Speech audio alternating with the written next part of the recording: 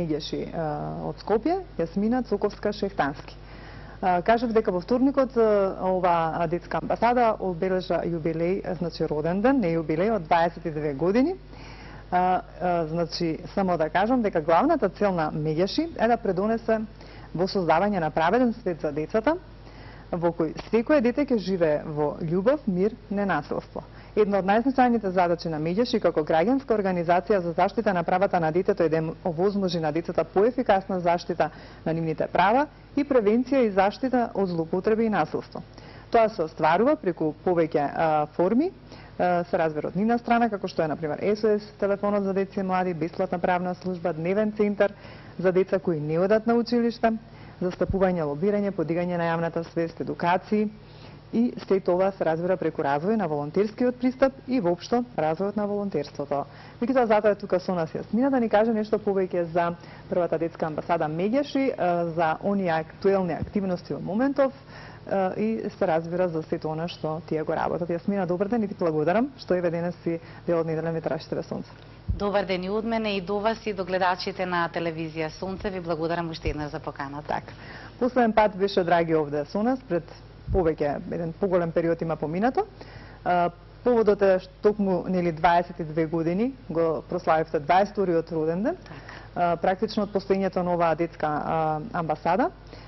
Кажи ми само, претпоставам дека со некои ситни активности го одбележавте овој роден ден, да ни кажеш на почеток за тоа. Точно така, значи во вторникот ние одбележавме 22-риот роден ден од постоењето на Меѓаши. 22 години непрестајна борба за децата, за нивните права, за заштитата на самите деца и за нивните права. Го одбележавме работно, така.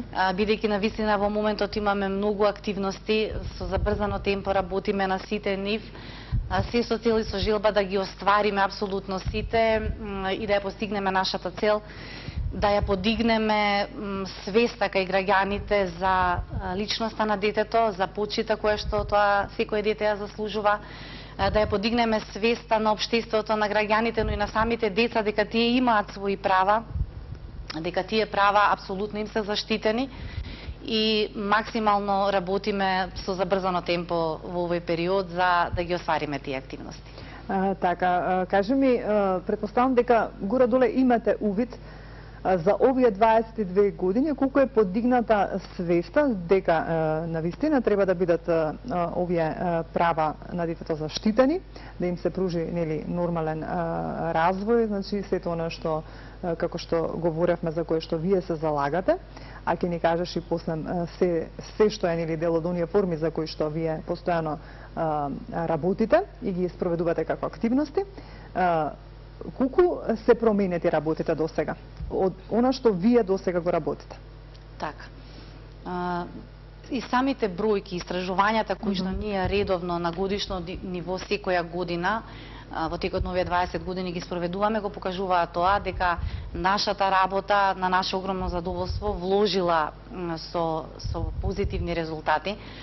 Еве само како пример ќе ви дадам дека на SOS телефонот за овие 22 години над 20.000 телефонски јавувања имаме. Так. За разлика од изминатите години кога таа бројка значи била се помала и помала. Она што нас особено нарадува е дека е подигната свеста на самите деца, дека тие може да се јават.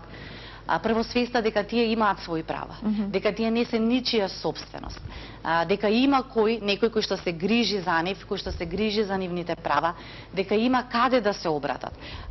И статистичките податоци покажуваат дека истражувањата дека кај децата телефонскиот број 0801 22 22, тоа е нели на Меѓаши SOS телефонот, е втор по препознаеност телефон во државата после бројот 192 на полицијата што е. Значи децата веќе знаат дека имаат своји права. Знаат дека тие права им се заштитени и со Конвенцијата на Обединетите нации за заштита на децата. Знаат дека тука се Меѓаши на кои што можат да се јават секојдневно, да зборуваат за се што ги мачи. Знаат дека тие разговори ќе се анонимни, апсолутно се анонимни. дека се што сакаат да кажат ќе остане во тајност, доколку тие дозволат или случајот налага има потреба делот информации да бидат откриени за да се постапува во насока на заштита на детето. Меѓутоа чувстват една сигурност и секојдневно сега можам да кажам и за жал добиваме повици. За нас многу зборува, многу ни значи нивната доверба, меѓутоа разочарувачки е фактот дека се уште има огромен број на деца кои што секојдневно се изложени на секаков вид на насилство и на злоупотреба.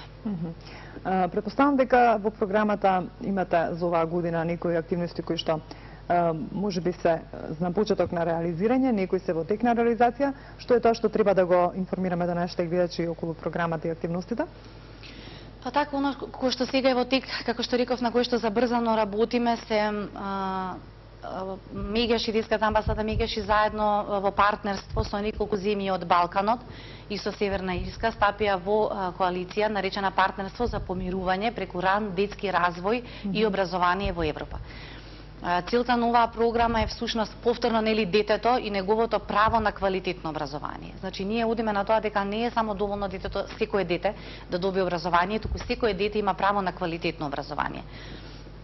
Сметаме дека предучилишниот развој е круцијален во понатамошниот развој на детето, значи има огромна улога. Токму оваа програма за цел има да ја подигне пред се свеста на самите родители, на самите воспитувачи, дека значењето е огромно. Значењето на квалитетот на предшколското образование што го добиваат дечињата на вистина се одразува понатаму во нивниот понатамошен развој, во детството, во младоста и дека не се едно какво предучилишно образование добиваат овие деца. Така да работиме со нормално со Министерството за образование во соработка со Министерството за труд и социјала и со Бирото за развој на образованието. Работиме заедно на оваа програма, заедно со нашите партнери од Балканот и Северна Ирска, како што кажав. Се оди на тренинзи на едукаторите, односно на воспитувачите, за методите, техниките кои што може да ги употребат. Исто така, уште една друга компонента е вклученоста на секое дете, без оглед на разликите. Почитување на различностите на самите деца, бидејќи ние сите сме со различна вероисповест, или секое дете е различно индивидуа, единка само по себе. Значи, прифаќањето на сите овие различности како нормални и вклученоста на сите тие деца со разлики или пак со попречености во развојот подеднакво со останатите деца во предшколското образование. Бидејќи секое дете заслужува, без оглед на разликите, секое дете заслужува квалитетно образование. Так, кажи ми, кажавме за СОС телефонот за деца и млади. Што подразбира бесплатната правна служба како форма? Так. Бесплатната правна служба како форма, значи повторно на овој СОС телефон ја добиваат јавувачите. Во земјава има се уште за жал деца и возрастни, меѓутоа особено деца, што е навистина алармантно, кои што немаат извод од матична книга на родени. Так. Родителите на овие дечиња се јавуваат кај нас и од бесплатната правна служба се информираат на кој начин и како најбргу да дојдат до документи за своите деца. Значи не само извод од матична книга на родени. Станува збор за државјанство, за пасоши, за здравствена заштита, за се што им треба. Значи се она што нашата држава им го дава, им го обезбедува на овие деца, оние легални патишта, лавиринти по кои што треба да ги поминат за да ги добијат документите потребни за своите деца. И сите други правни субјекти, значи буквално за се што ги интересира, при бракоразводни постапки и така натаму. Значи буквално се што ги интересира родителите на децата може да се обратат и се обраќаат кај нас. Значи вие сепак имате некој од областа на правото кој што им помага за да ги разрешат проблемите. Нивниот центар како функционира? И колку време веќе функционира? Исто подеднакво со СОС телефонот кој што од 1993 година функционира. И уште еднаш ќе нагласам, значи ново СОС телефон и на бесплатната правна служба работат исклучително стручни и посветени лица. Тоа се правници, психолози, социјални работници, дефектолози, логопеди по потреба, меѓутоа станува збор за високопрофесионални и стручни и оспособени лица. Како оди тоа, дали ви ги посочуваат некои овие дечиња кои што не одат на училиште или тие сами се пријавуваат, како ги откривате, ги дознавате за да ги прифатите во дневниот центар? Така, тие меѓусебно по пат на непосредна комуникација дознаваат за нас, дознаваат за нашиот дневен центар за деца кои што не одат во училиште. Значи сами се пријавуваат? Да, и сами се пријавуваат. Исто така нашите волонтери кои што се навистина во голем број, постојано ги имаме и од кои што Мегаши како организација и работи и со и за нив. Така. На нивно усовршување, устрочување понатаму и така натаму. Значи тие одат исто така на терен и оние семејства кои што не се информирани ги информираат дека во нашата амбасада постои дневен центар за дечиња чии што родители од различни причини, најчесто економски, не се во состојба да ги пратат на училиште, дека можат своето основно образование да го стекнат тука. Ке нагласам дека не станува збор за формално образование. Дневниот центар функционира на принцип што работат волонтери, меѓутоа повторно ќе кажам од областа на образованието, психологијата, социјалната работа и така натаму. Овие дечиња кај нас добиваат топли оброци, добиваат значи храна, добиваат облека, можност за лична хигиена, односно да се истушираат, да се избањаат. Исто така ги учат оние основни работи кои што секој дете ги учи во училиште. Се описменуваат, учат да бројат, да цртаат, бидејќи навистина речи си сите од овие деца никогаш немале можност да нацртаат нешто или да направат нешто креативно. Овдека има можност кај нас нивната креативност да дојде до израз. Исто така имаме прошетки за нив организирано и други работилници, посета на кинотека, посета на зоолошка градина, на Луна парк, посета на пицерија, посета на музеи, на изложби, нешто што тие некои од нив дека воопшто не знаат дека постои таков вид на забава, дека постои таков вид на едукација. Така. Никогаш немале можност тие деца да одат на некоја изложба. Да појдат во некоја културна институција, да видат што се случува. На театар да отидат, на кино да отидат или во пица, во ресторан на пица да отидат, така да огромно е задоволството да се види насмевката на овие деца за време на тие посети, со колкава радост се спремаат со денови однапред и така. Значи, навистина, задоволството не се опишува со зборови. Целиот тим на Мегаши секојдневно токму за тоа работи, бидејќи во многу наврати и во многу години наназад со своето постоење се немало материјална основа или материјална поддршка, финансиски средства за да се остварат сите тие активности. Се одвивало на добрата волја, на ентузијазмот и на љубовта со која што тимот на Мегаши 22 години работи, се со цел максимално да им се помогне на децата, да се заштитат и нивните права и самите деца. Така да тоа е оној лајт мотив, тоа е оние мотори, нешто викаме што ни дава енергија за секој ден да ги издржиме сите препреки, сите предизвици со кои што се соочуваме. Кога ние сме биле на некој начин во нашето детство, можеби не било вака како што е денес, значи нашите права не биле толку заштитени. Предпоставам дека и во твое време, значи кога сме биле во основно образование, повеќе требаше да ги слушаме наставниците, учителите како ќе ни кажат, дури и тогаш можеа да преземат дури физички некои мерки, доколку нели некое дете. Така. Да, меѓутоа денес е сосем поинаку сменет пристапот. Понекогаш слушам дека тоа можеби не е добро, заради тоа што можеби децата се земаат пак повеќе за право, да нели во училиште бидат уште понемирни така натаму. Имате ли увид во училиштата како се состојбите, еве во основните училишта конкретно, бидејќи сепак ова е некое друго време, живееме во една глобализација која што го зафаќа целиот свет, се менуваат условите на начин, на работа, па и на живот. Значи имаме достапни медиуми кои што социјални мрежи кои што буквално колку се корисни толку се и штетни. Така. Први би сакала да ми кажеш околу основните училишта како стојат состојбите, дали можеби некој од децата пријавило случај за во некој основно училиште, од страна на некој можеби наставник или така натаму, и колку овие социјални мрежи, дали ви имате направено некој истражување, влијаат негативно врз децата, се разбира во однос на оние, како да кажам, психички насилства и така натаму. Так. Значи, времињата на вистина се многу сменети. Од тогаш ние во Меѓаш имаме и специјална програма, тоа е програма за мировно образование која што функционира и чија што цел е токму тоа, мировно, ненасилно разрешување на конфликти во смисла на секојдневни конфликти, проблеми, несогласувања. Таргет група овдека се воспитувачите, односно учителите, професорите. Се случува ли некој дете да пријави наставник кај вас? Се случува. Така, се случува, меѓутоа ние веднаш реагираме до соодветните институции, до соодветните центри за социјална работа и така да тие понатаму го превземаат и го проследуваат случајот. Меѓутоа, за жал, да, се уште постојат. Ретки се, меѓутоа постојат такви јавувања. Ние работиме со професорите, тренинзи преку мировното образование, програмата за мировно образование постојано се прават. На наше големо задоволство има огромен одзив од професорите и од учителите. Соработката со нив е навистина прекрасна. Се менуваат нештата, како што кажавте, се менува општеството, се менува времето во кое што живееме.